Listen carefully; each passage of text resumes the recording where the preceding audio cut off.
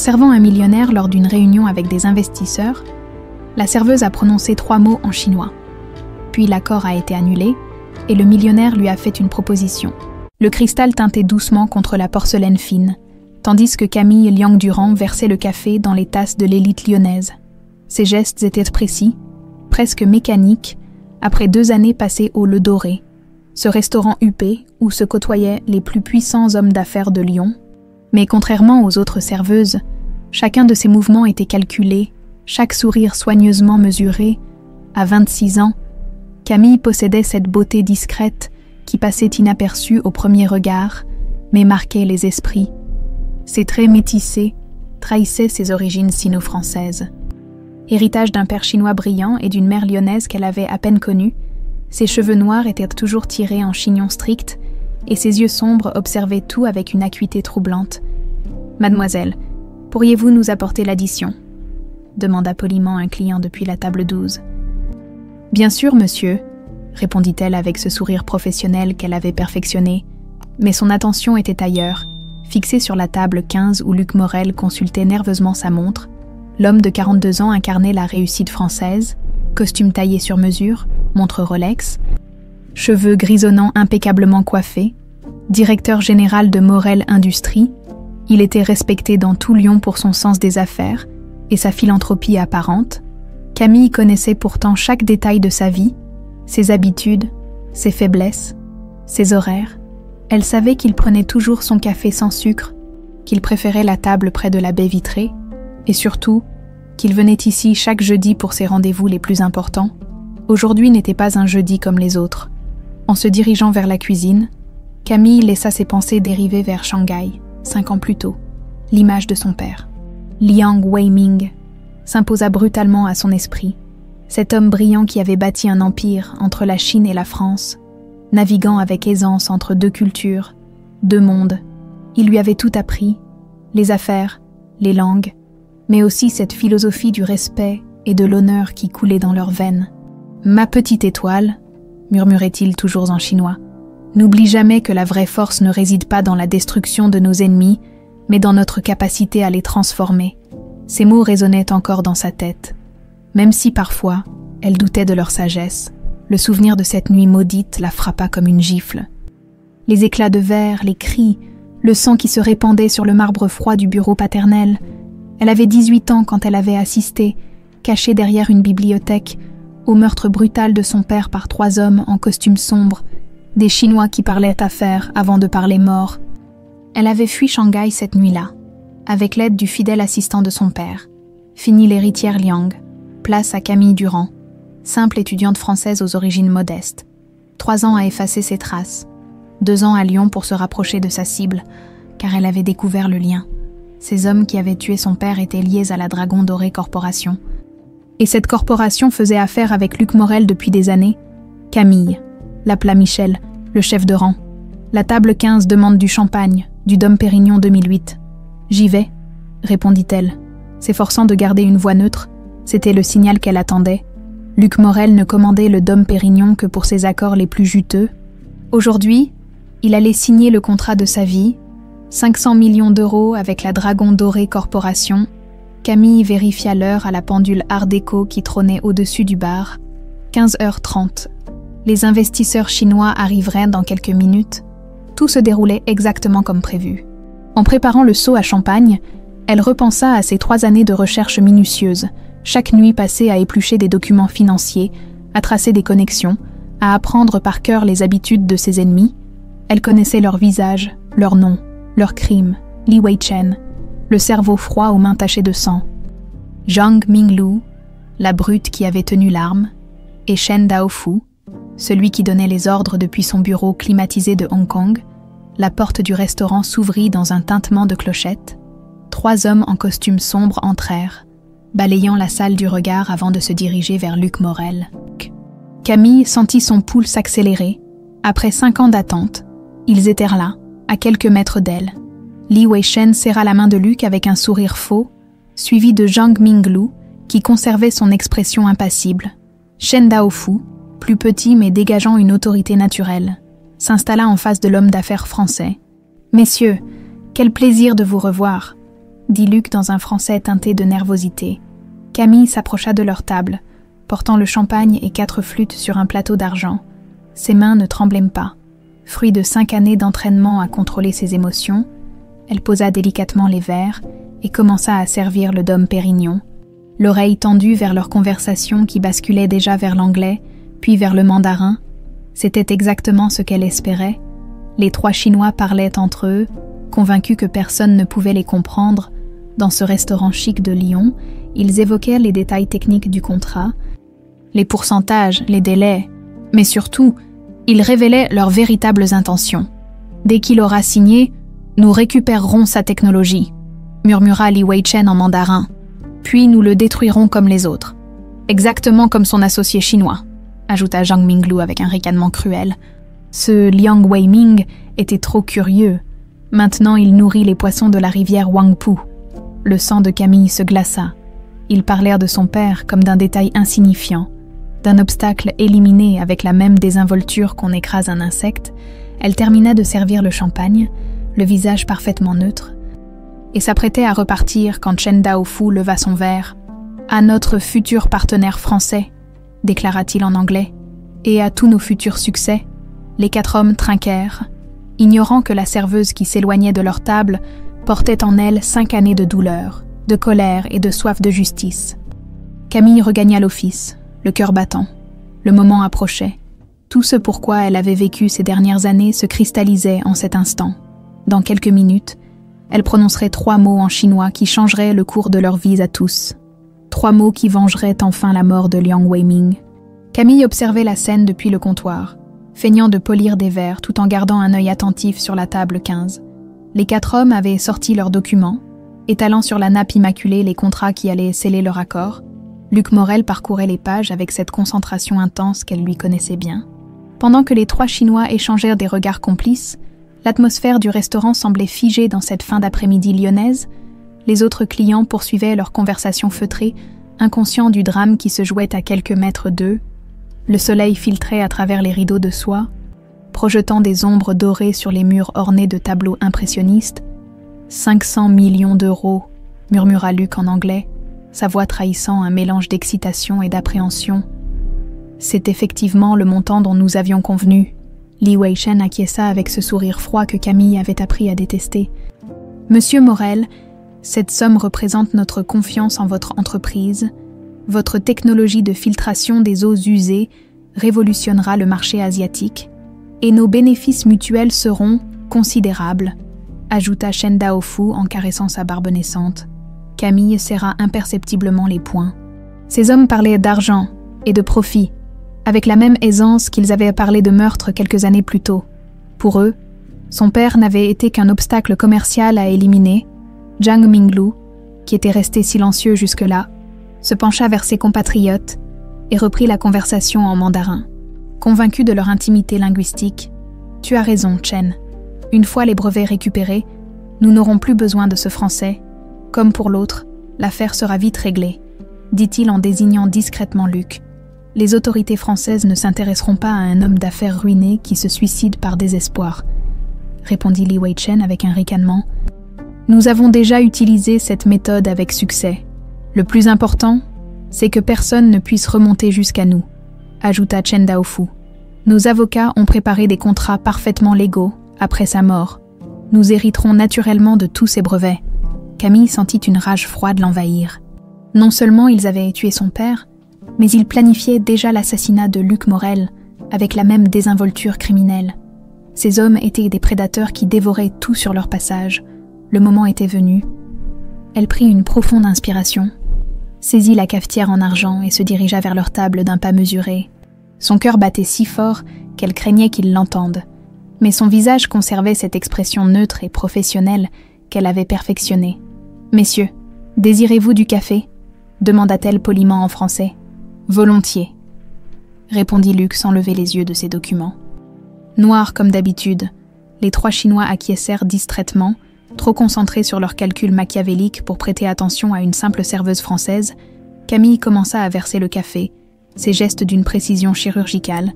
Elle servit d'abord Luc, puis Li Weichen, puis Zhang Minglu. Quand elle arriva à Chen Daofu, Elle se pencha légèrement, comme pour mieux atteindre sa tasse. C'est à ce moment précis qu'elle prononça, d'une voix à peine audible, 3 mots en mandarin qui allaient de tout changer. Taji Dao Zhenxiang. Il sait la vérité. L'effet fut immédiat et dévastateur. Chen Daofu se figea, sa tasse à mi-chemin entre la table et ses lèvres. Ses yeux se plissèrent dangereusement, tandis qu'il fixait Camille, cherchant à décrypter son visage impassible. Li Weichen laissa échapper un juron étouffé en chinois, renversant quelques gouttes de café sur le contrat. Zhang Minglu, le plus impulsif des trois, se leva si brusquement que sa chaise racla bruyamment le parquet. « Qu'est-ce que vous avez dit ?» siffla Chen Daofu en anglais, sa voix chargée d'une menace palpable. Camille le regarda avec une innocence feinte, inclinant légèrement la tête. « Pardon, monsieur, je vous demandais simplement si le café était à votre convenance. » Mais le mal était fait. Les 3 hommes échangèrent des regards paniqués. Leurs masques de businessmen respectables tombant peu à peu, ils savaient qu'ils venaient d'être démasqués, même s'ils ne comprenaient pas encore comment. « Luc », dit Chen Daofu d'une voix tendue, « nous devons reporter cette signature. »« Comment ça ?»« Reporter ?» s'exclama Luc, levant enfin les yeux de ses papiers. Nous étions sur le point de finaliser l'accord. Li Weichen rassemblait déjà ses documents avec des gestes nerveux. Des complications imprévues. Nous devons consulter nos avocats à Hong Kong. Mais voyons, messieurs, protesta Luc, la panique montant dans sa voix. Tout était convenu. Mes équipes comptent sur cet investissement. Zhang Minglu se dirigeait déjà vers la sortie, son téléphone collé à l'oreille, parlant rapidement en mandarin. Chen Daofu et Li Weichen se levèrent à leur tour, abandonnant leur tasse de café fumante sur la table. « Nous vous recontacterons », lança Chen Daofu par-dessus son épaule, mais le ton de sa voix suggérait le contraire. En moins de 5 minutes, les 3 Chinois avaient de quitter le restaurant, laissant derrière eux un Luc Morel médusé, les contrats éparpillés devant lui comme les vestiges d'un rêve brisé. Camille continuait son service, desservant les tables voisines avec la même efficacité tranquille, mais son cœur triomphait. 5 années de planification venèrent de porter leurs fruits en 3 mots susurrés au bon moment. « Excusez-moi, mademoiselle », l'interpella Luc d'une voix désespérée. « Vous étiez là quand ils sont partis. Vous avez entendu quelque chose ? N'importe quoi qui puisse expliquer leur réaction ?» Elle se tourna vers lui avec cette expression de compassion professionnelle que les serveuses maîtrisent si bien. « Je suis désolée, monsieur, il semblait oppressé.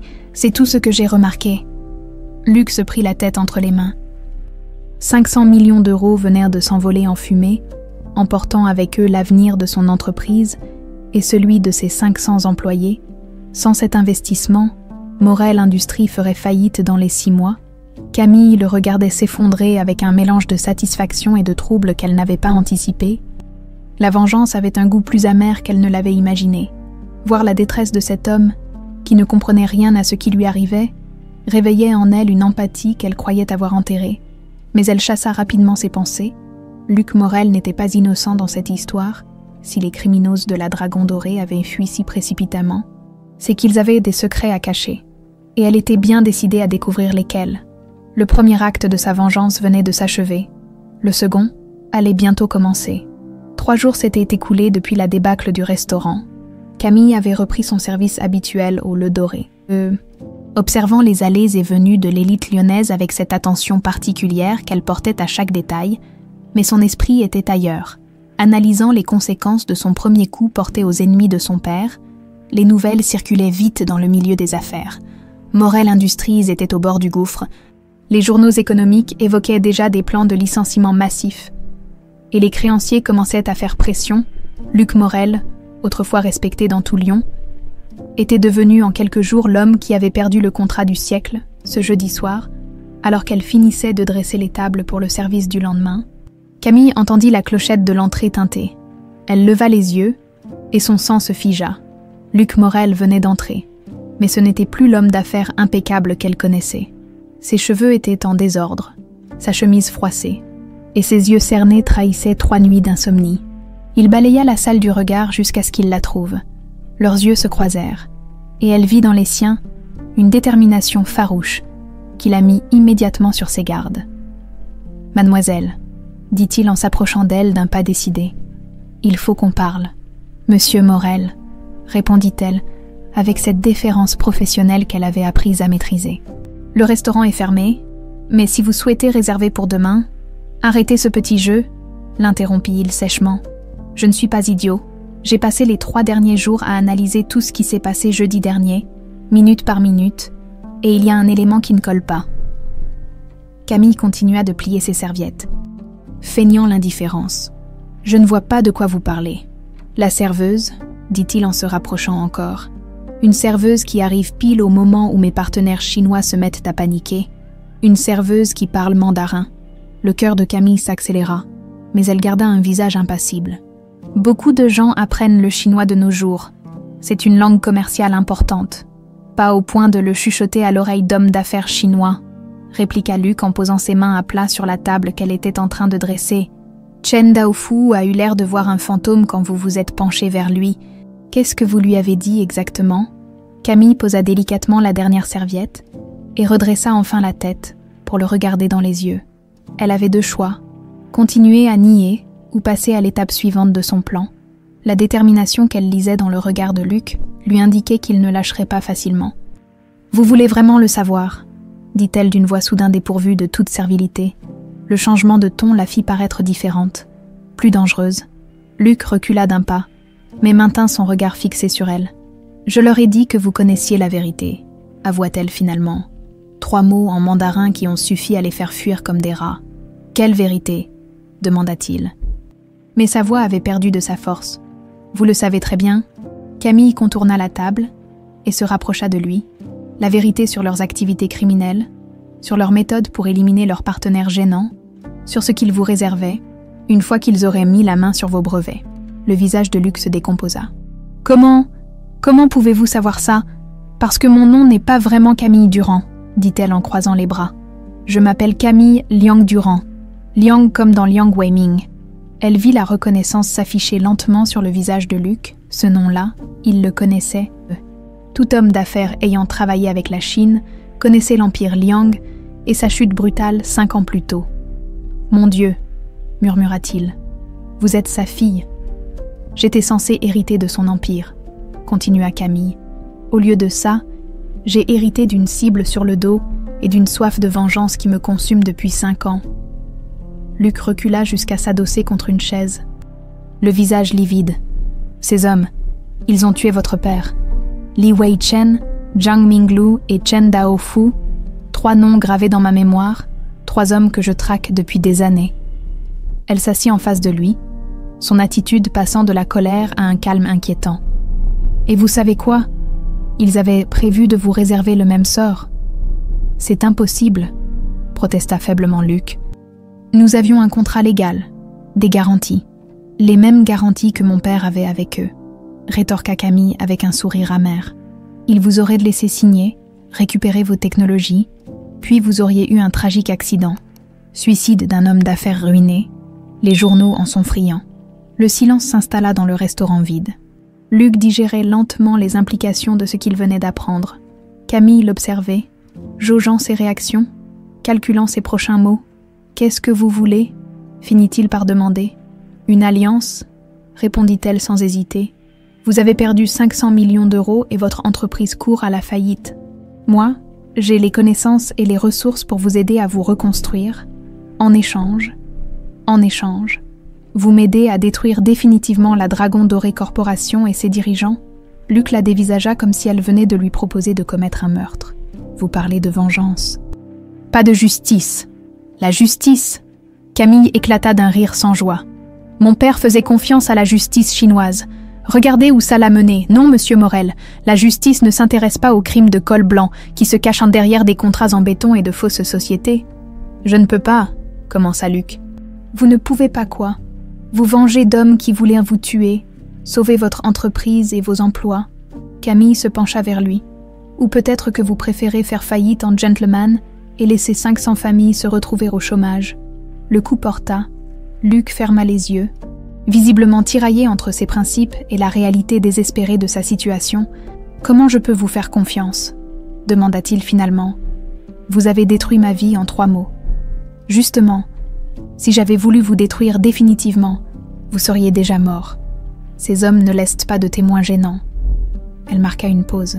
« Je vous ai sauvé la vie, monsieur Morel. La moindre des choses serait de me remercier. » Luc ouvrit les yeux et la regarda avec une expression nouvelle. Une lueur d'intérêt perçait à travers sa méfiance. « Vous connaissez vraiment ces hommes, leurs faiblesses, leurs secrets. Chaque mouvement, chaque transaction, chaque point faible. » Camille sourit pour la première fois depuis le début de leur conversation. « Mon père m'a appris que la connaissance est la plus puissante des armes. J'ai passé 5 ans à l'aiguiser. Et si j'accepte cette alliance, qu'est-ce que ça implique concrètement? Cela implique que vous allez découvrir qui est vraiment Camille Liang-Durand.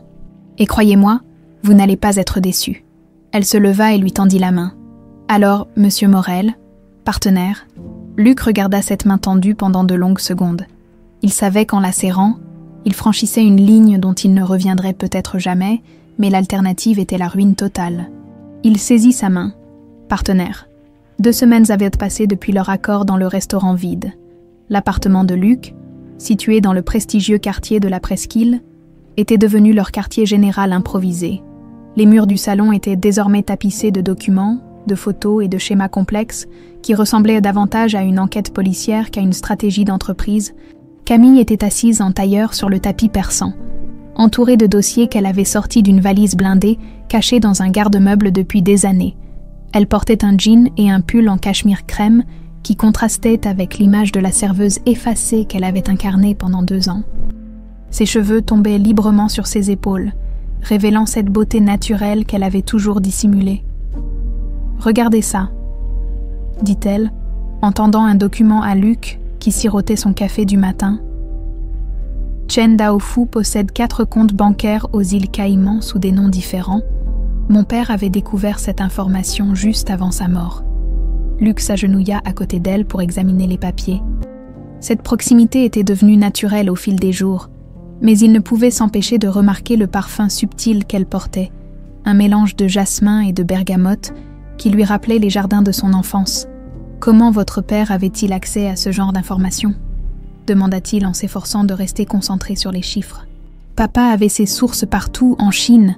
On ne survit pas dans les affaires sans un réseau d'informateurs. » Camille traça du doigt les mouvements de fonds. « Voyez ces virements. Ils correspondent exactement aux dates où d'autres entreprises partenaires de la Dragon Doré ont fait faillite. »« Mon Dieu !» murmura Luc. « Combien de victimes ? 14 entreprises en 5 ans, toutes spécialisées dans des technologies de pointe. » Elle leva les yeux vers lui, et il fut frappé par l'intensité de son regard. « Vous auriez été le 15e. » Luc sentit un frisson lui parcourir l'échine. Cette femme l'avait littéralement sauvé d'une mort certaine, et il commençait à réaliser l'ampleur de ce qu'elle avait sacrifié pour traquer ces criminels. « Camille, » dit-il doucement, « pourquoi avoir choisi de me sauver plutôt que de les laisser m'éliminer ? Ma mort aurait facilité votre vengeance. » Elle détourna le regard, feignant de réorganiser ses documents. « Je ne suis pas une meurtrière, monsieur Morel. Mon père m'a appris que l'honneur ne se construit pas sur des cadavres innocents. »« Luc, » corrigea-t-il. « Après tout ce qu'on partage, vous pouvez m'appeler Luc. »« Luc, » répéta-t-elle, et son prénom dans sa bouche eut un effet troublant sur lui. Ils travaillaient maintenant côte à côte depuis des heures, chaque jour, et Luc découvrait une femme d'une intelligence remarquable. Camille maîtrisait parfaitement le mandarin, l'anglais et le français. Elle comprenait les subtilités des montages financiers internationaux et possédait une mémoire photographique impressionnante. Mais c'étaient les petits détails qui le troublèrent le plus. La façon dont elle se mordait la lèvre inférieure quand elle réfléchissait, ses éclats de rire rares mais lumineux, ou encore cette habitude qu'elle avait de lui effleurer la main quand elle voulait attirer son attention sur un document. « J'ai identifié leur prochaine cible », annonça-t-elle en ouvrant un nouveau dossier. Dubois Technologies à Grenoble, il développe des puces révolutionnaires pour l'intelligence artificielle. Comment pouvez-vous en être sûr ? Parce que Li Wei-Chen a ouvert un compte dans une banque grenobloise la semaine dernière. Elle lui montra une capture d'écran. Mon contact à la DGSE me tient informé de leurs mouvements. Vous avez des contacts à la DGSE, s'étonna Luc. Mon père avait beaucoup d'amis en France. Certains occupent maintenant des postes stratégiques. Elle sourit avec malice. Vous découvrirez que Camille Liang-Durand a beaucoup de ressources cachées. Cette révélation intrigua Luc plus qu'il ne voulait l'admettre. Cette femme était un mystère à elle seule. et il se surprenait à vouloir découvrir tous ses secrets, même ceux qui n'avaient rien à voir avec leur mission commune. « Nous devons prévenir Dubois », dit-il en se levant pour faire les 100 pas. « Non !» La fermeté de sa réponse le surprit. « Si nous les prévenons maintenant, la Dragon Dorée comprendra qu'ils ont une fuite. Ils changeront leur méthode et disparaîtront. Mais nous ne pouvons pas laisser... Nous allons les piéger, l'interrompit Camille en se levant à son tour. J'ai un plan, mais il nécessite votre coopération totale. Elle s'approcha de lui, si près qu'il pouvait voir les reflets dorés dans ses yeux noirs. Vous allez prendre contact avec eux, leur dire que vous avez surmonté vos problèmes financiers et que vous souhaitez reprendre les négociations.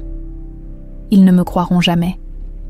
Ils vous croiront si vous leur proposez quelque chose d'irrésistible. Elle posa sa main sur son torse, un geste qui se voulait rassurant, mais qui déclencha en lui une réaction qu'il n'avait pas anticipée.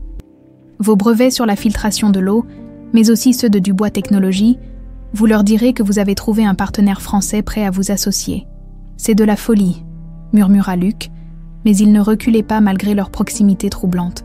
C'est de l'intelligence stratégique, répliqua-t-elle, sa main toujours posée sur sa chemise. Mon père disait toujours que les hommes les plus dangereux sont ceux qu'on sous-estime. Ils restèrent ainsi quelques secondes, se regardant intensément. L'attraction mutuelle qu'ils ressentaient depuis des jours était devenue presque palpable. Luc leva lentement la main et caressa sa joue. « Camille, murmura-t-il, nous ne devrions pas... »« Je sais, » répondit-elle dans un souffle, mais elle ne s'écarta pas. Il se pencha vers elle, et leurs lèvres se frôlèrent dans un baiser hésitant, presque timide, puis la retenue céda place à la passion. Camille noua ses bras autour de son cou tandis qu'il l'attirait contre lui. Oubliant momentanément les documents éparpillés, les plans de vengeance et les dangers qui les entouraient, quand ils se séparèrent, ils étaient tous deux essoufflés. « C'est compliqué », murmura Camille, le front posé contre le sien. « Très compliqué », confirma Luc, « mais je n'arrive pas à regretter. » Elle recula d'un pas, passant nerveusement la main dans ses cheveux. « Nous devons rester concentrés sur notre objectif. Les sentiments peuvent être dangereux dans ce genre de situation. » « Vous avez raison, » acquiesça-t-il, même si tout en lui criait le contraire. Camille ramassa quelques documents d'un geste machinal, évitant son regard. « Je ferai mieux de rentrer chez moi ce soir. Nous reprendrons demain matin. »« Camille, attendez. » Il lui saisit doucement le poignet. « Ce qui vient de se passer ne signifie rien, » termina-t-elle rapidement. « Nous sommes deux adultes sous tension, c'est tout. » Mais la façon dont elle évitait ses yeux démentait ses paroles. Luc comprit qu'elle aussi luttait contre des sentiments qu'elle jugeait inappropriés. « D'accord, » dit-il simplement. « À demain alors. » Elle hocha la tête et rassembla ses affaires. Avant de partir, elle se retourna une dernière fois. « Luc, ce plan avec la Dragon Dorée, il est dangereux si quelque chose tournait mal. Je vous fais confiance, » l'interrompit-il. « Complètement !» Ces mots semblèrent la troubler plus que le baiser qu'ils avaient échangé. Elle sortit sans ajouter un mot, laissant Luc seul avec ses documents et une certitude troublante. Il était en train de tomber amoureux de la femme la plus dangereuse qu'il ait jamais rencontrée. 1 mois s'était écoulé depuis leur premier baiser. Et la tension entre Camille et Luc était devenue électrique. Leur journée de travail commun s'étoffait de regards prolongés, de frôlements apparemment innocents et de silences chargés d'une attraction qu'ils s'efforçaient tous deux de réprimer. Ce soir-là, ils étaient installés dans le bureau de Luc, les rideaux tirés pour préserver l'intimité de leur planification, les documents de la Dragon Dorée s'étalaient sur la grande table en acajou, mais leur attention était ailleurs. Chen Daofu a mordu à l'hameçon, annonça Camille en raccrochant son téléphone.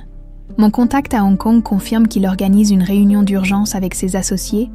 Ils veulent reprendre contact avec vous. Luc, qui ajustait sa cravate devant le miroir ancien, se tourna vers elle. Parfait. Quand ?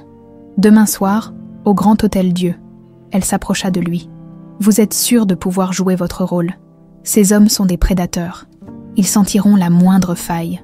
J'ai eu un bon professeur, répondit-il en souriant. Camille tendit la main vers sa cravate, prétextant la réajuster.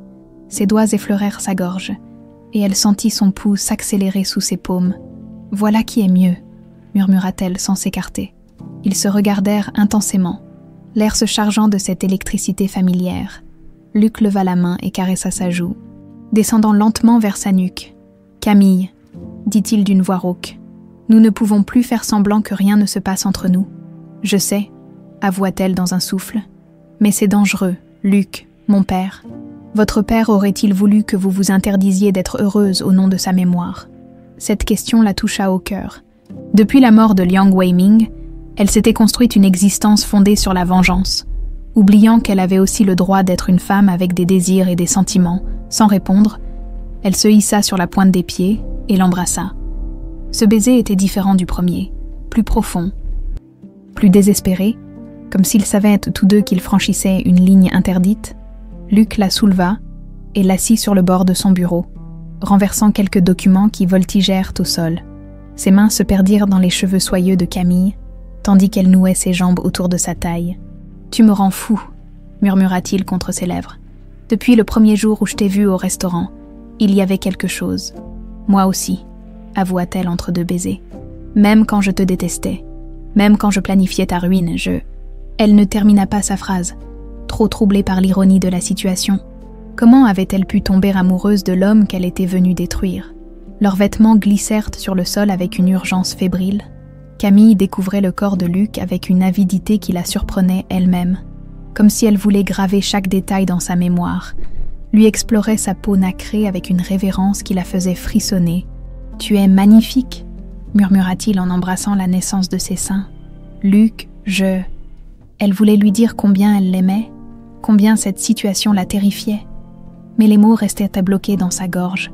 Il la fit sienne avec une tendresse passionnée qui lui arracha des gémissements de plaisir. Dans ses bras, elle oubliait temporairement le poids de sa mission, la culpabilité qui la rongeait et la peur de ce que l'avenir leur réservait. Plus tard, allongés sur le tapis persan, enlacés dans la lueur dorée des bougies qu'ils avaient allumées, Camille traçait des cercles distraits sur le torse de Luc. « À quoi tu penses ?» demanda-t-il en caressant ses cheveux. « À mon père ?» avoua-t-elle. « Il me disait toujours que l'amour était le plus beau cadeau que la vie puisse offrir, mais aussi le plus dangereux. Pourquoi dangereux? Parce qu'il nous rend vulnérables, parce qu'il nous fait prendre des risques qu'on ne prendrait jamais autrement. » Elle leva les yeux vers lui. « Comme maintenant. » Luc resserra son étreinte. « Tu regrettes? »« Non, » répondit-elle sans hésiter. « Mais j'ai peur. »« De quoi ?» Camille se redressa, remontant ses genoux contre sa poitrine. « De te perdre, de découvrir quelque chose qui détruirait ce qu'on vit, de devoir choisir entre toi et ma mission. » Luc s'assit à son tour et la prit dans ses bras. « Nous trouverons un moyen. Une fois que cette histoire avec la dragon dorée sera terminée, nous pourrons envisager un avenir ensemble. »« Tu y crois vraiment ?» demanda-t-elle avec une vulnérabilité qu'elle montrait rarement. « J'y crois, » affirma-t-il en l'embrassant sur le front. « Nous allons détruire ces salauds. Et après? Après quoi? Après, je t'emmènerai loin d'ici, en Provence peut-être, ou en Toscane, quelque part où tu pourras oublier la vengeance et te souvenir seulement de ce que c'est d'être heureuse. » Cette vision d'un futur paisible l'émut aux larmes. Depuis 5 ans, elle n'avait jamais osé imaginer autre chose que sa mission de vengeance. L'idée qu'elle puisse avoir droit au bonheur lui semblait presque irréelle. « Et ton entreprise ?» demanda-t-elle. « Tes employés. Mon entreprise renaîtra de ses cendres, plus forte qu'avant, grâce à toi. » Il lui caressa la joue. « Tu m'as sauvé la vie, Camille. Maintenant, laisse-moi sauver la tienne. » Ils firent de nouveau l'amour. Plus lentement cette fois, savourant chaque caresse, chaque baiser, comme s'ils voulaient arrêter le temps. Camille se donnait entièrement à Luc, mais une partie d'elle-même restait vigilante, consciente que leur bonheur était fragile. Au petit matin, alors que Luc dormait paisiblement, elle se leva silencieusement et s'habilla. Avant de partir, elle contempla son visage détendu par le sommeil. Il avait l'air si innocent, si confiant. Comment pourrait-elle lui avouer tous les secrets qu'elle gardait encore? Comment pourrait-elle lui dire qu'elle avait découvert des documents prouvant qu'il avait eu des liens avec ses ennemis bien avant leur rencontre au restaurant? Elle chassa ses pensées troublantes. Peut-être y avait-il une explication logique. Peut-être que Luc aussi était une victime de ces criminels. Elle voulait le croire. Elle avait besoin de le croire. En quittant l'appartement dans la fraîcheur de l'aube lyonnaise, Camille ne savait pas encore que la vérité qu'elle redoutait tant de découvrir était sur le point de tout changer entre eux. Dans quelques jours, elle apprendrait que l'homme qu'elle aimait portait une part de responsabilité dans la mort de son père. Mais pour l'instant, elle se contentait de savourer ses derniers moments d'innocence. ces dernières heures où elle pouvait encore croire que l'amour triompherait de tout. Elle avait tort. La réunion avec Chen Daofu s'était déroulée parfaitement. Luc avait joué son rôle à la perfection, convainquant les dirigeants de la Dragon Doré qu'il avait surmonté ses difficultés financières et qu'il était prêt à reprendre les négociations. Ils avaient fixé un nouveau rendez-vous pour la signature définitive du contrat, tombant exactement dans le piège que Camille leur avait tendu. 2 jours plus tard, dans l'appartement de Luc devenu leur sanctuaire, Camille fouillait dans les derniers documents qu'elle avait récupérés grâce à ses contacts. Elle cherchait les preuves définitives des crimes de la Dragon Doré, celles qui permettraient de les faire condamner par un tribunal international. Luc était parti à son bureau pour maintenir les apparences et préparer les derniers détails de leur stratagème. Seule dans le salon, Camille profitait de cette intimité pour examiner des documents qu'elle n'avait jamais osé ouvrir en sa présence. C'est en ouvrant une chemise marquée « Transaction France 2018-2020 » qu'elle tomba sur ce qui allait détruire son monde. Une série de virements bancaires, soigneusement répertoriés, montrèrent des transferts réguliers entre la Dragon Doré Corporation et une société française, Morel Consulting Sahel. Les montants étaient considérables, plusieurs millions d'euros étalés sur 3 ans, mais ce qui glaça le sang de Camille, c'était la nature de ces paiements, clairement détaillés dans les notes annexes rédigées en mandarin. Service de facilitation, marché français, commission sur élimination concurrent, projet Liang, bonus fin de mission, target neutralisé, les mains tremblantes. Elle traduisait mentalement chaque ligne, espérant se tromper, priant pour que ce soit une coïncidence. Mais les dates correspondaient parfaitement. Le dernier virement, le plus important, avait été effectué 3 jours après l'assassinat de son père. « Non », murmura-t-elle, les larmes lui montant aux yeux. « Oui. Non, ce n'est pas possible. » Elle chercha fébrilement d'autres documents, espérant trouver une explication, une preuve que Luc était innocent. Au lieu de cela, elle découvrit des copies de contrats signés de sa main, des accords de partenariat avec la Dragon Doré datant de bien avant leur rencontre au restaurant. Le pire était un rapport confidentiel, rédigé par Li Weichen lui-même, détaillant comment Luc Morel avait fourni des informations cruciales sur les activités de Liang Weiming en France, informations qui avaient permis au tueur de localiser son père à Shanghai et de programmer sa mort. L'associé français s'est montré très coopératif. Il nous a fourni l'agenda détaillé de Liang Weiming, ses habitudes, ses mesures de sécurité. L'élimination a pu se dérouler sans complications grâce à ces renseignements précieux. Camille s'effondra sur le sol, les documents éparpillés autour d'elle. L'homme qu'elle aimait, l'homme dans les bras duquel elle avait trouvé la paix, était directement responsable de la mort de son père. Pire encore, il avait joué la comédie pendant des semaines, feignant l'innocence, la séduisant, alors qu'il connaissait parfaitement son identité. « Salaud !» sanglota-t-elle. « Espèce de salaud !» La porte d'entrée claqua. Luc était de retour. « Camille, tu es là !» appela-t-il depuis l'entrée. Elle essuya rapidement ses larmes et rassembla les documents compromettants. Quand il entra dans le salon, elle était debout près de la fenêtre, lui tournant le dos. « Comment s'est passée ta journée ?» demanda-t-il en s'approchant pour l'embrasser. « Ne me touche pas !» dit-elle d'une voix glaciale. Luc s'arrêta net. « Qu'est-ce qui ne va pas ?» Elle se retourna lentement. Ses yeux rougis par les larmes brillaient d'une colère froide qui le fit reculer d'un pas. « Morel Consulting Sarl », dit-elle simplement. Le visage de Luc se décomposa instantanément. Toute couleur disparut de ses joues, et ses épaules s'affaissèrent comme sous le poids d'un fardeau invisible. « Camille, je peux t'expliquer. » « T'expliquer ?» Elle éclata d'un rire hystérique. « M'expliquer comment tu as vendu mon père à ces assassins, comment tu as empoché 3 millions d'euros en échange de sa vie. Ce n'est pas ce que tu crois. »« Ah non !» Elle brandit les documents sous son nez. « Alors, explique-moi ces virements. Explique-moi ce rapport qui détaille comment tu as fourni l'agenda de papa à ces monstres. » Luc ferma les yeux, visiblement déchiré. « Je ne savais pas qu'ils allaient le tuer. »« Menteur !» hurla-t-elle en lui jetant les papiers au visage. « Tu le savais parfaitement. Tu étais leur complice depuis le début. »« Non, écoute-moi. » Il tenta de s'approcher, mais elle recula vers la table où étaient déposées ses affaires. « M'écoutez ?» Sa voix se brisa. « J'ai couché avec l'assassin de mon père. J'ai cru tomber amoureuse du monstre qui a détruit ma famille. Camille, s'il te plaît. Et le plus beau dans tout ça, continua-t-elle en ramassant fébrilement ses documents. C'est que tu savais exactement qui j'étais depuis le début. Tu as joué avec moi, tu m'as séduite en sachant parfaitement ce que tu avais fait. Je ne savais pas qui tu étais au restaurant, je te le jure. Encore des mensonges. Elle se dirigea vers la sortie, mais il lui barra le passage. « Laisse-moi au moins t'expliquer pourquoi. » « Pourquoi ?» Elle le gifla violemment. « Il n'y a pas de pourquoi qui excuse ça. Tu as tué mon père. Il tenait ma fille. » explosa-t-il soudain. Ces mots la stoppèrent, net. « Quoi ? Il tenait ma fille, » répéta-t-il. Les larmes aux yeux. « Zoé, elle a 12 ans, Camille. Elle a une maladie génétique rare qui nécessite des traitements très coûteux, disponibles seulement en Chine. » Camille le dévisagea, cherchant à déceler le mensonge dans ses yeux. « Shen Daofu est venu me voir il y a 5 ans, » continua Luc d'une voix brisée. « Il m'a proposé un marché. Il paierait le traitement de Zoé, tous les frais médicaux, à vie, en échange. Je devais leur fournir des informations sur leurs concurrents français.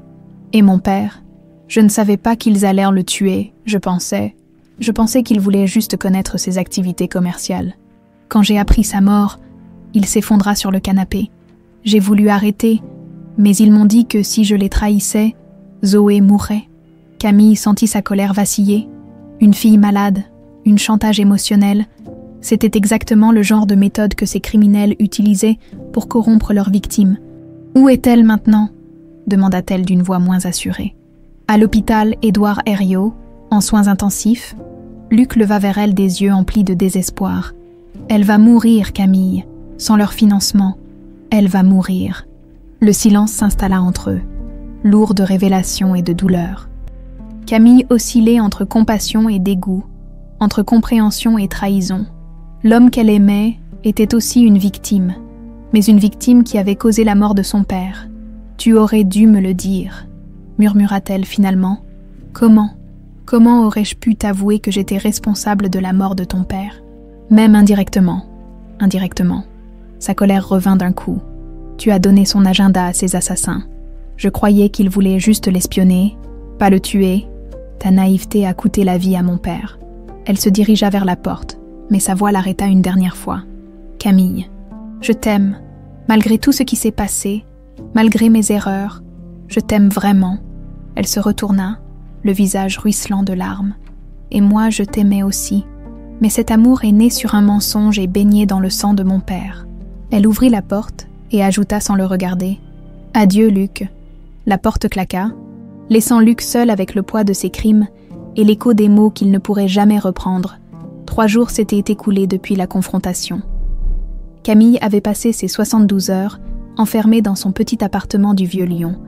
Oscillant entre rage et désespoir, elle n'avait pas mangé. À peine dormie, et son téléphone affichait 17 appels manqués de Luc qu'elle refusait de rappeler, assise sur son lit, elle tenait entre ses mains une photo jaunie de son père, et elle, prise lors de son 16e anniversaire à Shanghai, Liang Weiming souriait avec cette fierté paternelle qui lui manquait tant. Et elle-même rayonnait d'innocence, ignorant encore que le monde pouvait être si cruel. « Papa » murmura-t-elle en chinois, « qu'est-ce que je dois faire maintenant ?» Mais seul le silence lui répondit. On frappa à sa porte. Camille ne bougea pas, certaine que c'était encore Luc, mais les coups reprirent. Plus insistant, accompagné d'une voix qu'elle ne reconnaissait pas, « Mademoiselle Liang Durand, je suis le docteur Moreau, de l'hôpital Édouard Herriot. Il faut que je vous parle. » Intriguée malgré sa douleur, Camille ouvrit la porte. Un homme d'une 50aine d'années en blouse blanche se tenait dans le couloir.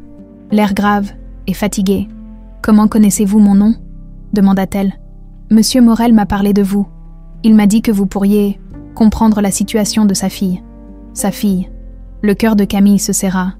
Il lui est arrivé quelque chose. « Puis-je entrer ? C'est délicat à expliquer. » Elle s'effaça pour le laisser passer. Le médecin jeta un coup d'œil à l'appartement en désordre, aux documents éparpillés et aux mouchoirs froissés qui témoignaient de ses 3 jours de détresse. « Zoé Morel a 12 ans, commença-t-il en s'asseyant sur le canapé. Elle souffre d'une maladie génétique rare, appelée syndrome de Leigh. C'est une affection neurodégénérative qui affecte le système nerveux central. » Camille resta debout, les bras croisés. « Pourquoi me racontez-vous ça ? Parce que son état s'est brutalement dégradé ces derniers jours. Elle est actuellement en coma artificiel.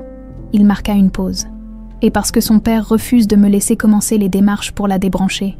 La débrancher, Camille sentit ses jambes se dérober sous elle. Il existe un traitement expérimental en Chine, développé par les laboratoires Zhangtec à Pékin, mais il coûte 12 millions d'euros et doit être administré dans les 15 jours maximum, passé ce délai. Elle mourra. Oui. Le docteur Moreau la regarda avec compassion. Monsieur Morel m'a expliqué votre situation particulière. Il semble que vous ayez les moyens financiers que lui n'a plus. Camille éclata d'un rire amer. Il vous a dit que j'avais de l'argent. Il m'a parlé de l'héritage de votre père, mademoiselle. Je ne connais pas les détails de votre relation avec monsieur Morel. Mais cet enfant va mourir si personne n'agit. Et qu'est-ce que ça peut me faire ? Répliqua-t-elle avec une dureté qui sonnait faux à ses propres oreilles. Le médecin se leva. Rien, probablement, mais j'ai pensé que vous devriez au moins la voir avant de prendre votre décision. Ma décision ? De l'aider ou non ? Il se dirigea vers la porte. Elle est au service de réanimation pédiatrique, chambre 304.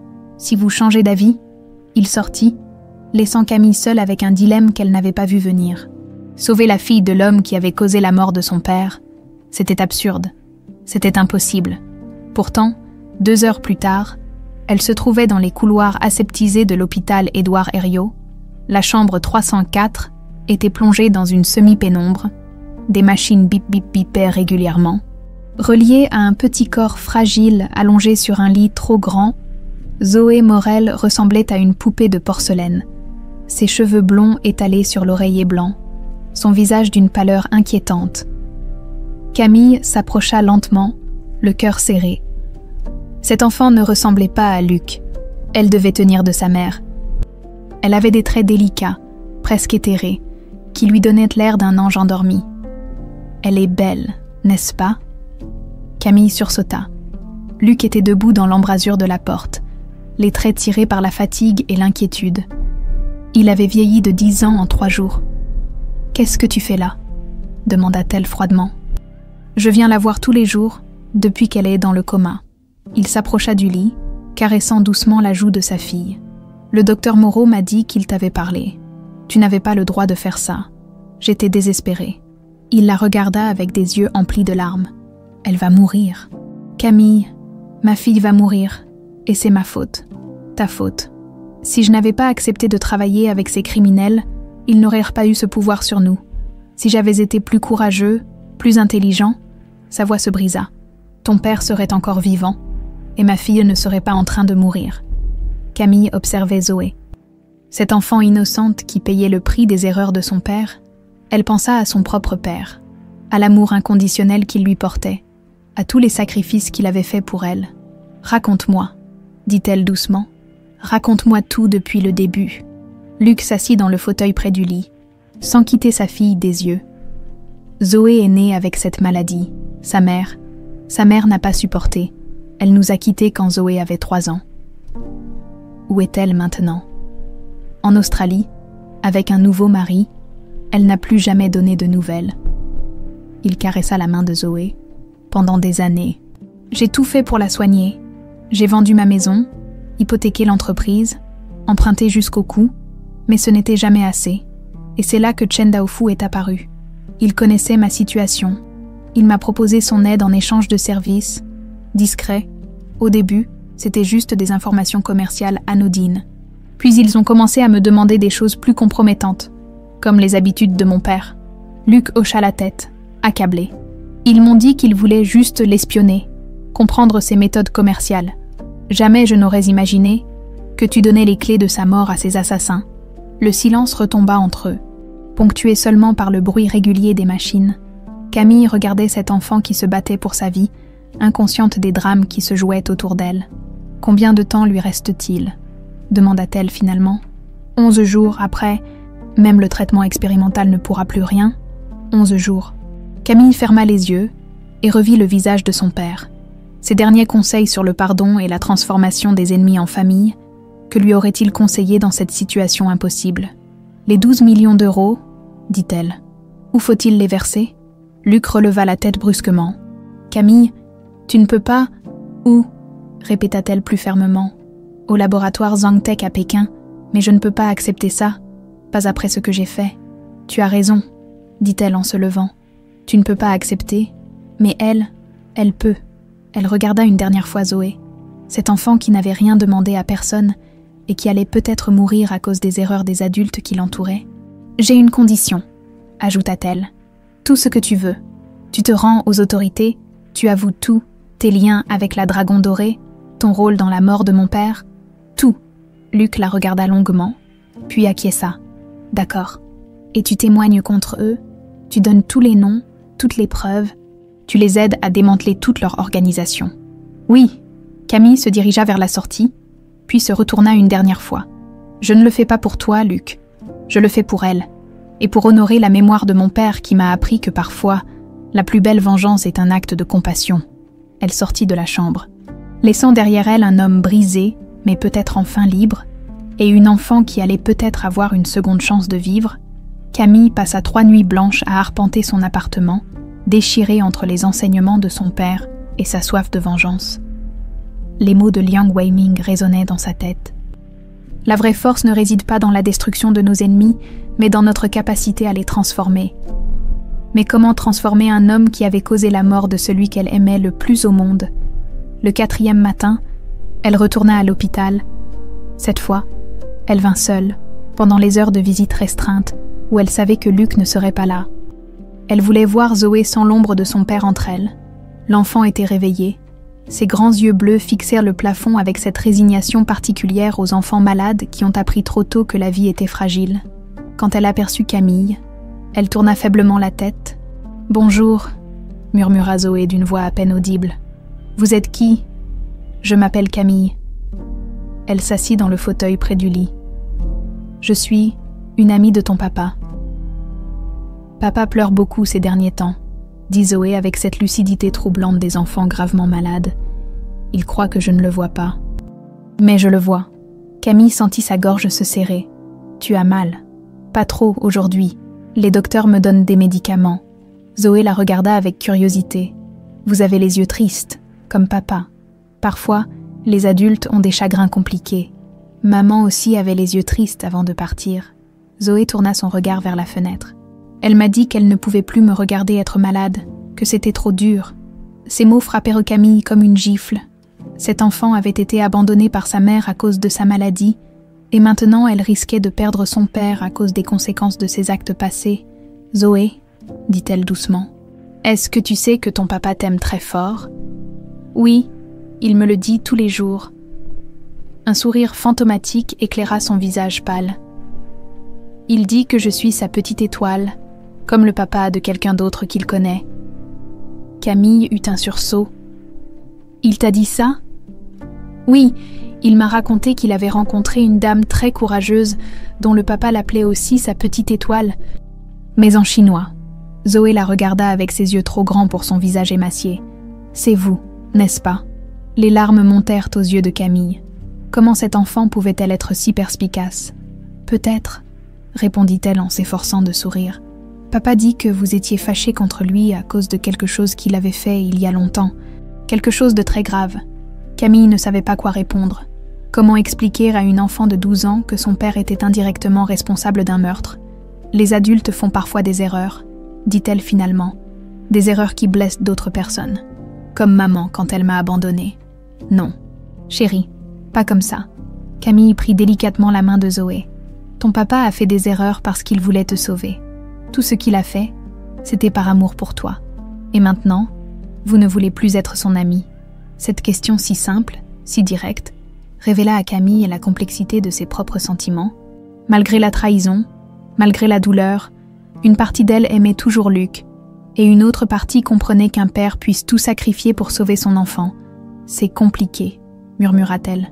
Moi, je vais bientôt mourir, dit Zoé avec un détachement qui brisa le cœur de Camille. Papa croit que je ne le sais pas. Mais les docteurs parlent fort quand ils pensent que je dors. Zoé, j'aimerais bien que papa ne soit plus triste quand je ne serai plus là. J'aimerais qu'il ait quelqu'un pour s'occuper de lui. Ces mots résonnèrent dans l'esprit de Camille pendant tout le reste de la journée, en rentrant chez elle. Elle sortit de son coffre-fort personnel les documents que son père lui avait laissés dans une lettre posthume, découverte des années après sa mort, il y avait là les codes d'accès à des comptes bancaires secrets en Suisse, aux îles Caïmans et à Singapour. L'héritage de Liang Weiming s'élevait à plus de 100 millions d'euros. Soigneusement dissimulé des autorités chinoises et françaises, de l'argent propre, gagné légalement, mais caché pour protéger sa fille des convoitises, Camille avait toujours su qu'elle possédait cette fortune, mais elle ne l'avait jamais touchée. Elle vivait modestement de ses économies personnelles, gardant cet héritage comme un symbole de l'amour paternel qu'elle voulait honorer par sa vengeance. Maintenant, face au dilemme le plus cruel de sa vie, elle devait choisir, utiliser l'argent de son père pour sauver la fille de son meurtrier indirect, ou laisser mourir une enfant innocente au nom d'une justice implacable. Elle passa la nuit debout, la photo de son père dans une main, les codes bancaires dans l'autre. À l'aube, elle avait pris sa décision. Le lendemain matin, elle se rendit directement chez le notaire de la famille, Maître Dubois, qui gérait les affaires légales de son père depuis 20 ans. « Mademoiselle Liang Duran, dit le vieil homme en la voyant entrer, « cela fait si longtemps, que puis-je faire pour vous? Je veux utiliser l'héritage de mon père, 12 millions d'euros, à virer immédiatement au laboratoire Zhangtec à Pékin. » Le notaire écarquilla les yeux. « C'est une somme considérable. Puis-je connaître la raison? Pour sauver la vie d'une enfant, et les conditions que votre père avait stipulées, il souhaitait que cet argent serve à perpétuer son œuvre, à aider d'autres familles d'entrepreneurs. Il souhaitait surtout que je transforme les ennemis en famille, l'interrompit Camille. C'est exactement ce que je fais. Maître Dubois la regarda longuement, puis acquiesça.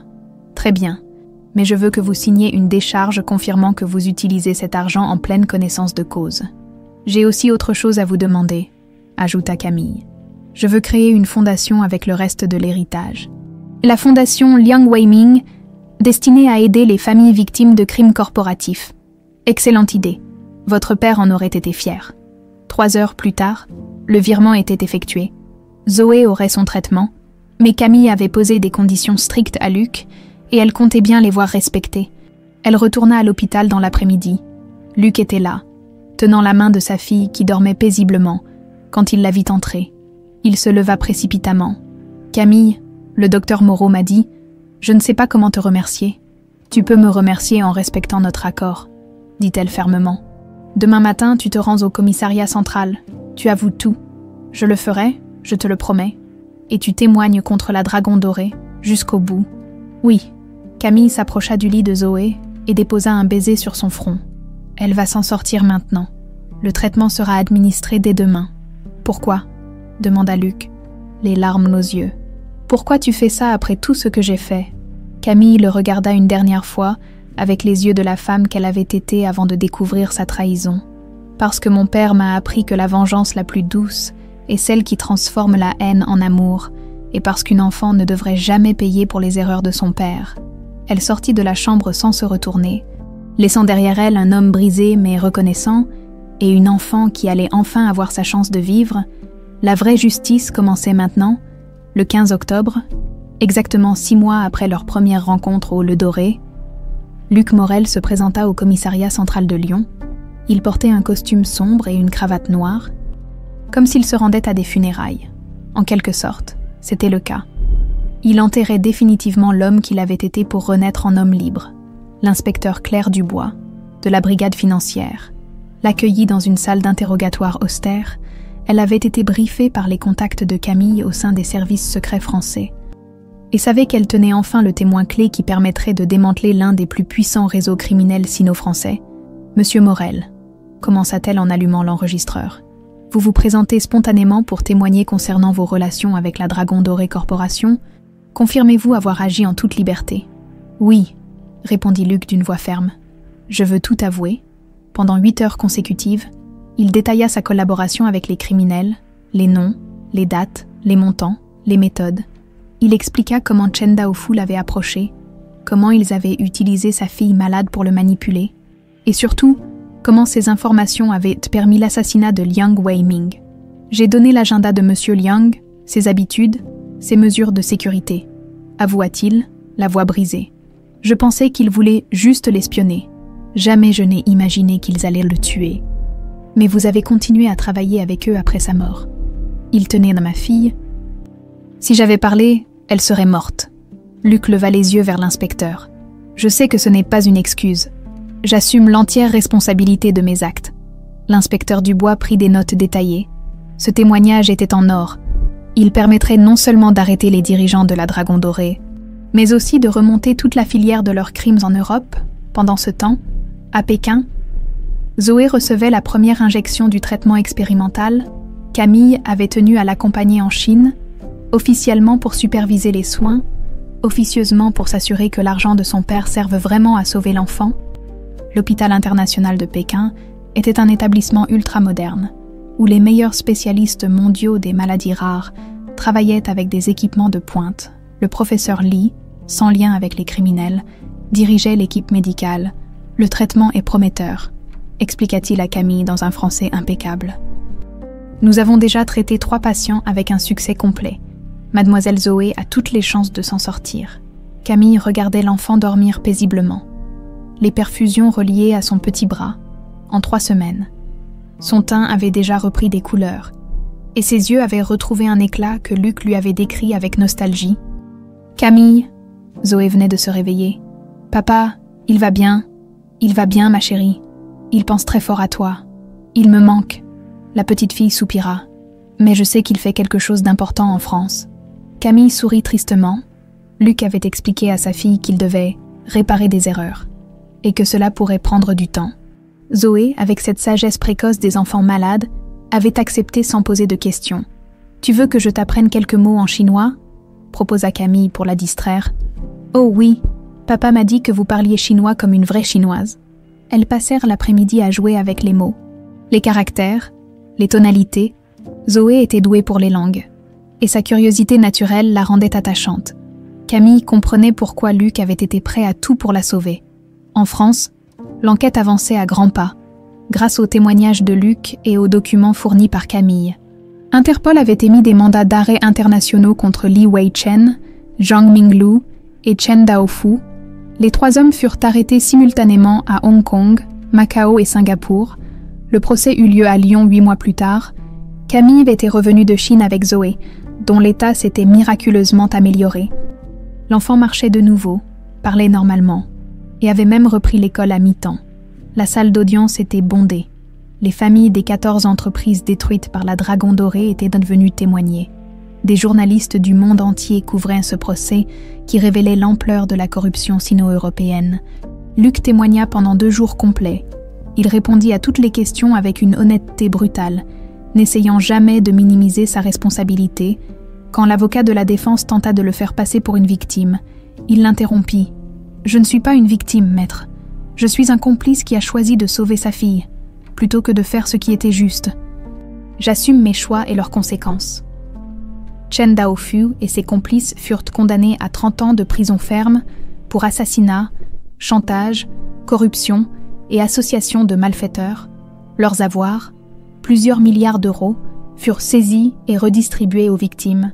Luc écopa de 5 ans de prison avec sursis et de travaux d'intérêt général. Le tribunal reconnut les circonstances atténuantes liées au chantage dont il avait été victime, mais aussi sa coopération exemplaire avec la justice. Le jour du verdict, Camille l'attendait sur les marches du palais de justice. Zoé, maintenant complètement guérie, courait vers son père qui la souleva dans ses bras en pleurant. « Papa, tu m'as manqué. Toi aussi, ma petite étoile, toi aussi. » Camille les regardait s'étreindre avec un mélange de mélancolie et de paix. La justice était rendue, son père était vengé, et une famille était sauvée. 2 ans s'écoulèrent. La fondation Liang Weiming, dirigée par Camille, avait aidé des centaines de familles victimes de crimes économiques. Luc avait terminé ses travaux d'intérêt général en aidant justement la fondation, apportant son expertise juridique et commerciale. Il se voyait régulièrement, d'abord pour le bien de Zoé qui s'était attachée à Camille, puis parce qu'ils avaient appris à se pardonner mutuellement. Leur amour avait été brisé par la vérité. Mais une amitié profonde était née de leur épreuve commune. Un soir d'automne, alors qu'ils dînaient tous les 3 dans l'appartement que Camille avait acheté près de l'école de Zoé, la petite fille posa une question qui les fit sourire. « Quand est-ce que vous allez vous marier ? Moi, j'aimerais bien avoir Camille comme maman. » Luc et Camille échangèrent un regard complice. Ils n'étaient plus amants, mais ils étaient devenus quelque chose de plus précieux. Une famille choisie, forgée dans l'épreuve et cimentée par le pardon. Peut-être un jour, ma chérie, répondit Camille en ébouriffant les cheveux de Zoé. Quand le temps aura fini de guérir toutes nos blessures, elle pensait à son père, qui aurait été fier de voir sa petite étoile transformer la vengeance en amour familial, 3 ans jour pour jour après le procès qui avait bouleversé leur vie. Camille se tenait devant les grilles de la prison de Corbas, près de Lyon. Le ciel d'octobre était gris, mais une lumière douce perçait à travers les nuages. Comme si l'univers lui-même célébrait cette journée particulière, Luc Morel franchit les portes de la prison à 8 heures précises. Contrairement à ce qu'elle avait imaginé, il n'avait pas l'air d'un homme brisé par l'incarcération, ses cheveux avaient blanchi aux tempes, lui donnant une prestance nouvelle. Et ses yeux portaient cette sérénité que seuls ceux qui ont payé leurs dettes possèdent. Il s'arrêta en la voyant, comme s'il n'osait pas croire qu'elle était vraiment venue l'attendre. « Camille », murmura-t-il. « Bonjour Luc ». Ils se regardèrent longuement, mesurant le chemin parcouru depuis leur première rencontre au Le Doré. L'homme qui sortait de prison n'était plus le businessman arrogant qu'elle avait connu, pas plus qu'elle n'était encore la serveuse assoiffée de vengeance. « Comment va Zoé ?» demanda-t-il, sa première préoccupation étant, comme toujours, sa fille. Elle trépigne d'impatience. Je l'ai laissée à l'école, mais elle a fait promettre de venir la chercher dès que tu serais sorti. Camille sourit. Elle a préparé un gâteau au chocolat. Il est affreux, mais elle en est très fière. Luc éclata de rire, ce rire chaleureux qu'elle avait appris à aimer puis à détester, et qu'elle retrouvait aujourd'hui avec une émotion inattendue. « Tu es resté avec elle pendant tout ce temps », dit-il en se dirigeant vers la voiture de Camille. « Je ne sais pas comment te remercier. Elle est devenue ma famille aussi, » répondit-elle simplement. « Quand on aime quelqu'un, on ne l'abandonne pas. » Ces mots flottèrent entre eux, chargés de sous-entendus. Pendant les 3 années d'incarcération de Luc, Camille avait officiellement adopté Zoé, non pas pour remplacer son père, mais pour lui offrir la stabilité dont elle avait besoin. Elles étaient devenues inséparables, mère et fille de cœur réunies par les circonstances les plus improbables. « J'ai vu les journaux », continua Luc en s'installant côté passager. « La fondation Liang Weiming fait des merveilles. Ton père serait fier. Nous avons aidé plus de 2000 familles victimes de crimes économiques. L'argent de papa continue de faire du bien, même après sa mort. Et toi, tu es heureuse. » La question l'a pris au dépourvu. Était-elle heureuse? Elle avait trouvé la paix, c'était certain. Elle avait transformé sa douleur en action positive, sa colère en compassion. Mais le bonheur? Je suis en chemin vers le bonheur, répondit-elle honnêtement. Ils roulèrent en silence à travers Lyon, chacun perdu dans ses pensées. La ville avait changé. De nouveaux bâtiments s'élevaient, mais l'essentiel demeurait, comme eux, finalement. « Camille », dit Luc, alors qu'ils approchèrent de l'école de Zoé. « Est-ce que tu penses que... Est-ce qu'il y a une chance que nous puissions recommencer ?» Elle se gara devant l'établissement et coupa le moteur avant de répondre. C'était la question qu'elle redoutait et espérait à la fois depuis des mois. Recommencer quoi exactement? Nous 3, en tant que famille. Il la regarda intensément. Je sais que j'ai détruit ce qu'il y avait entre nous.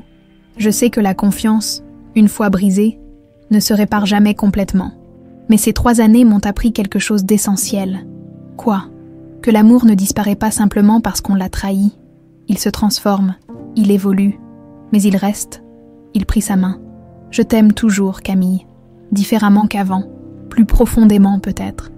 Et je sais que toi aussi, tu ressens encore quelque chose. Avant qu'elle puisse répondre, Zoé sortit en courant de l'école, son cartable rebondissant sur ses épaules. À 15 ans maintenant, elle avait grandi et embelli, mais elle conservait cette joie de vivre qui avait conquis le cœur de Camille. « Papa !» cria-t-elle en se jetant dans les bras de Luc. « Ma petite étoile, tu m'as tellement manqué. » Camille les regardait s'étreindre avec les larmes aux yeux. Cette scène qu'elle avait tant redoutée, les retrouvailles entre le père et la fille, lui réchauffait finalement le cœur. L'amour familial n'était pas une compétition, mais un partage. « Alors ?» demanda Zoé en se tournant vers Camille. « Tu lui as dit... »« Dis quoi ?» s'enquit Luc, intrigué. Camille rougit légèrement. Zoé a une idée fixe depuis quelques mois. « J'ai demandé à Camille si elle voulait bien t'épouser quand tu sortirais de prison, » déclara l'adolescente avec la franchise de son âge. « Parce que nous, on forme déjà une famille. Alors autant que ce soit officiel, non? Luc écarquilla les yeux, puis éclata de rire. Zoé, on ne demande pas ce genre de choses. Pourquoi pas? Vous vous aimez encore, c'est évident. Vous passez votre temps à vous regarder comme des adolescents timides. Elle croisa les bras. Et puis, j'aimerais bien avoir des petits frères ou des petites sœurs avant d'être trop vieille pour jouer avec eux. Zoé, s'exclamèrent Luc et Camille à l'unisson, ce qui fit rire la jeune fille. Plus tard dans la soirée, après le dîner et le gâteau au chocolat effectivement raté mais délicieux de tendresse, ils se retrouvèrent tous les trois sur la terrasse de l'appartement de Camille, Lyon scintillait sous leurs pieds, paisible et éternel. Zoé s'était endormie sur le canapé d'extérieur, épuisée par l'émotion des retrouvailles. Luc la couvrit d'un plaid avant de rejoindre Camille près de la balustrade. « Elle a raison, tu sais, » dit-il doucement. « Nous formons déjà une famille construite sur des mensonges et du sang, » répondit Camille. « Comment peut-on bâtir quelque chose de solide sur de telles fondations, en les remplaçant par des fondations plus solides ?» Il se tourna vers elle. « Le pardon, la rédemption, l'amour inconditionnel. Regarde ce que nous avons accompli ensemble.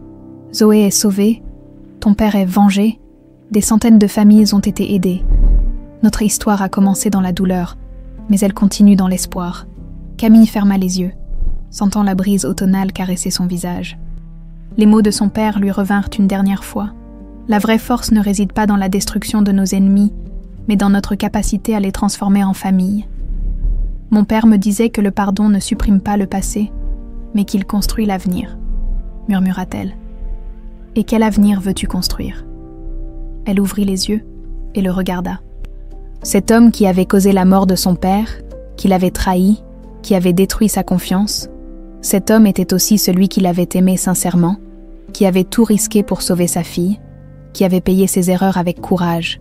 Un avenir où notre fille pourra être fière de ses parents, répondit-elle. Notre fille, Zoé est autant la mienne que la tienne maintenant. Et si nous devons lui donner des frères et sœurs, comme elle le souhaite. Camille sourit. Alors oui, Luc Morel, je veux bien t'épouser. Il la prit dans ses bras et l'embrassa sous les étoiles de Lyon, pendant que leur fille dormait paisiblement près d'eux. C'était un baiser différent de leur premier baiser passionné, plus doux, plus profond, chargé de toute l'histoire qu'ils avaient traversée ensemble.